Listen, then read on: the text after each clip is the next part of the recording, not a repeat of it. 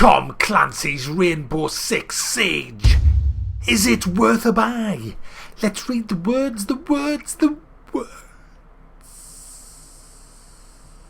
Tom Clancy's Rainbow Six Siege is the up-and-coming installment of the acclaimed first-person shooter franchise developed by the renowned Ubisoft Montreal studio. Fucking hell, how much up the arse can you get? You know, seriously. Get on with it. Tom Clancy's Rainbow Six Siege invites players to master the art of destruction. Intense close-quarters confrontations, high lethality, tactics, team play and explosive action are at the centre of the experience. The gameplay sets a new bar for intense firefights and expert strategy in the rich legacy of past Tom Clancy's Rainbow Six games. Does it now? That's nice. So what is Rainbow Six? Well, a lot of people who are oldish now, you will have played the original Tom Clancy's Rainbow Six. I remember seeing it in my local computer shop and I saw Tom Clancy. He sounds like a librarian. I'm not going to buy his game. Tom Clancy, who's Tom Clancy? And I didn't know who he was and it kind of put me off. But I read the box and I thought, hey, this sounds quite, so I bought it and I loved it. And I played the first three. And they were really, really good games. They had everything that you wanted, really. And it was a breath of fresh air from playing Return to Castle Wolfenstein, Quake and all of that, the usual Call of Duty games. These were more of a tactical game. You kind of ran in and got killed, or the objective would be lost. You can't just run in like a prick when you're playing these games, and that made you kind of stop and go, oh, hang on a minute. But the thing that really got me hooked on these games was the co-op. Me and Mesh played Vegas 2 to death, that game. We used to play it nearly every night. It was just a fabulous game. It got slightly more dumbed down, Vegas 2, than the original Rainbow Six games, but it was still a very tactical game, and I loved the whole single player campaigns and the co-op missions and all the rest of it. They were really good value for money games, and we haven't had one for a long time, and so here we have Rainbow Six Siege rolling in at £50 guys. So for £50 I want a lot of game for that. I want at least everything that the other Rainbow Sixes had, and a hell of a lot more on top of that. Why shouldn't I expect for £50? So what do I get for £50? Well, do I get a single player campaign? Of course you don't. No, you don't. Do you know why you don't get a single player campaign? I'll tell you why. Because that would be hard work. In this day and age, that's hard work, and we all know how sloppy developers are now, and they just kind of sit there, stretching in the chair. Are we going to do a single player campaign for this game? Are we doing that? Excuse me, are we doing a single player campaign for Rainbow Six Siege? I can't remember. We're not. Why is that? They've all had in the past single player it's £50, and we're not doing it. F them. But they'll still buy it anyway. Okay. F them. No, F them. It says F them. We're not doing it. You see, that's how I envisage things go on in the offices, guys, because to do a single player campaign you have to really program the AI. You've got to have a bit of a story going down homes. You've got to have missions in a methodical order. You've got to have a lot of work going into it, and people just can't be asked these days. And besides, there's an army of fanboys willing to defend their decision not to have a single player campaign, so why should they do it? It's not like people are going to say, hey, I'm not buying the game if it doesn't have a single player campaign, because that's just fucking lazy and you should be ashamed of yourselves charging £50 for a game that has only fucking got multiplayer and co-op. No, everybody will defend that. So what have we got? We've got microtransactions, or a shop. Buy your Rainbow Six rainbows and spend them here on flowery skins for your fucking gun. Oh yeah, there's plenty of that, guys. Plenty of that's going down homes. But there's no single player campaign. But we've got multiplayer.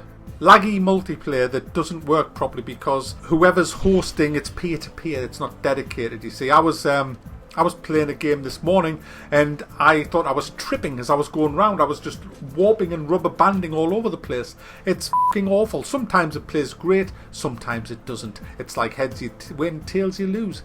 So the multiplayer is pretty... It's good when it works, but buyer beware on the multiplayer. It can cause lag, and I've got fibre optic. I mean, I'm like my internet in this building is red hot. It's really, really fast. But it doesn't make any difference. If the guy who Rainbow Six decides is the host and he's using a fucking modem in Turkey or something, well, you're fucked.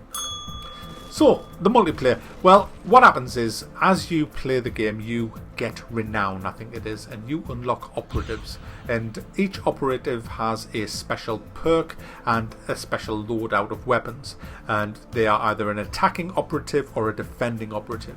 And what you have to do is unlock all of them eventually. I think there's 20 altogether. And then you can kind of upgrade, I use that word loosely there, loadout. You can't do much. You put different sights and stocks on the rifles and guns, but I found that there's not a lot you can do, and I've also found that the weapons are a bit shit. I mean, we've been playing co-op most of the time, a few of us, and I noticed the lander was like scoring really better than everybody else, and he's such a shit player, you know.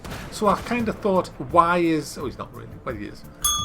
Why is this happening? And he was using a sniper rifle, but I thought it was actually a shotgun. Because I said to him, I remember saying, I said, that shotgun, I said, which shotgun is that? It's awesome. It didn't even look like a sniper rifle, but it didn't look like a shotgun either because it had like a scope on the top. And I thought, why would you have a scope on a shotgun? But it sounded like a shotgun and it acted like a shotgun, but it's actually a sniper rifle. So I got this myself, and it's ridiculous. It's a shotgun sniper rifle. It's ridiculous. It's ridiculous. Can I say it's ridiculous? It's ridiculous. But the other loadouts are pretty good. I quite like the whole idea of different operatives from different countries. You've got the SES, the FBI, Spetsnaz, and a few others. There's Mossad aren't in, which I thought should have been, because they've got some amazing bloody special forces. So it is nice having the operatives, and you unlock them as you get more renowned. You get more renowned by doing multiplayer or co-op games. Each operative has a special thing. There's some have these remote control little car things that roll around and see where the enemy is, which I thought was great, until you can actually tag the fucking enemy with them. You can tag them. Yes, it then turns into Far Cry where you can tag the enemies. What, in a game like this? Are they fucking stupid or something? The whole point of Rainbow Six is to not know where the enemy are, is to be moving through the building as one with your squad, covering each other, covering behind you, the sides, and being ready to react to the unexpected. We don't want to know where the c***s are in the fucking building. Honestly, fuck off with your Call of Duty dumbed down bullshit. We don't want it, alright? And there's other things that are ridiculous, like there's a doc who has the power of revival by firing a gun, a little tranquilizer, and he brings them back to life. I mean, fuck off. And yeah, and you can reinforce all the walls and the floors and breach everything, which is quite nice. You can shoot through the wood, which is even nicer. So there's some nice things going on, and it is a fun game. It really is. I mean, I've been playing co-op for hours and hours. I don't know how many hours we've played. We've played it for about 2 nights now, and today as well. And it's really good. Just 4 of us. You can play it by yourself if you want. You know, you don't have to play with other people, but you won't last that long by yourself. It does get harder. Co-op is great, and multiplayer is great if you've got mates. And this is the problem with this game. It's a team-orientated mates game. If you're by yourself, you're probably not going to enjoy yourself, because there is no, like I've said, no single-player campaign. And as well, the voice over IP system in this is just diabolical. I mean, I don't even think anyone's tested this game at all. You can mute your microphone. You can throw your microphone out the window. You can throw all microphones out of your room outside into a skip and bury them and have the skip driven away and dumped in the bottom of the Atlantic Ocean, and then when you talk, it'll still pick your voice up. It's ridiculous. Absolutely ridiculous. You can't stop it. It's just the mic is always on and you can't switch it off. It's just ridiculous. We were using TeamSpeak, and you can hear TeamSpeak and the in-game chat, which sounds like you're shouting out of a biscuit tin. It's awful, and it needs fixing. You need to be able to disable it. There is a button to disable it, but it just doesn't work. So, yeah, it needs a lot of work. The AI, unfortunately, the AI is pretty shit. The way the AI works is, they all look the same, first of all. They look like little Jawas from Star Wars with Halloween masks on. They're just shit, basically. And there's another guy, there's only 2 different types, there's like 90% of them, and then there's these other guys who are suicide bombers, who look like they're in, I don't know, I've only seen them briefly, they look kind of like they're in a deep sea diving outfit strapped with bombs, and what they do is, once they've decided who they're going to kill, they will just charge at that person, regardless of what's going on. I mean, I was on an annexed roof, shooting into a corridor, and the corridor led to a staircase where my other 3 teammates were, and I aggroed by shooting at one of these suicide bombers, and he ran all the way past my other 3 teammates who were shooting at him to get to me on the fucking roof. I mean, why didn't he just run into the other 3 and blow them up? But he just ran past them, ignored them. It's awful. Absolutely awful. Another mode is where you have to defuse a bomb, and you have this diffuser. You pop it down in a room, and once you've done that, there's an unlimited wave of enemy soldiers come to try and beat the shit out of this machine to stop it from defusing the bomb, and they don't care where you are. They will run into the room and run straight to it like a fucking magnet. They run straight to the machine, and if the first one gets there and you kill him, the next one who's right behind him thinks, alright, that's fine, you died because there's a guy shot you in the back, that's fine, I don't think he'll shoot me in the back. Then you shoot him in the back, and then the mate behind him says, 2 of them have just gone before me and got shot in the back, I'll be fine. He runs in, you shoot him in the back, rinse, repeat, until you've piled up a body bag of about 100 fucking bodies as they all run. It's awful. The AI is abysmal. Even if you turn it on to hard, which is what we're playing on all the time now, the only difference is they're still dumb as shit. The only difference is that you can shoot better and the harder to kill, and you die faster if they do shoot you, so you have to be extra careful. I'm very disappointed at the AI in this game. There's not a lot of different missions as well. There's some missions where you have to attack, some where you have to defend. You'll have to defend a hostage or rescue a hostage. And sometimes we did lots of hostage missions, but they were all the same. They were just, we had to defend this hostage, and there was an attacking enemy team trying to kill it.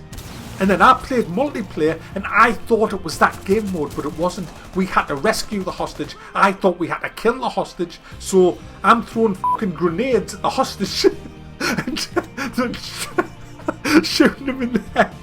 And my teammates was like, what the fuck? And we failed the mission. So top tip, read the mission description, because they may look the same, but they are different. But that was it, really. There's kind of game modes where you have to kill all the enemies, rescue a hostage, defend a hostage, defuse a bomb, but there's not really much more, and it just kind of rinses and repeats. Sometimes you're attacking, sometimes you're defending, and each operative has different abilities. And there's your game, guys, for £50, and I have to say, it's not worth it. And it's not really a Rainbow Six game. It just doesn't, it's nothing like the Rainbow Six games that made the name Rainbow Six. It's kind of like a Battlefront. They've used the name Battlefront, but it was nothing like Battlefront 2.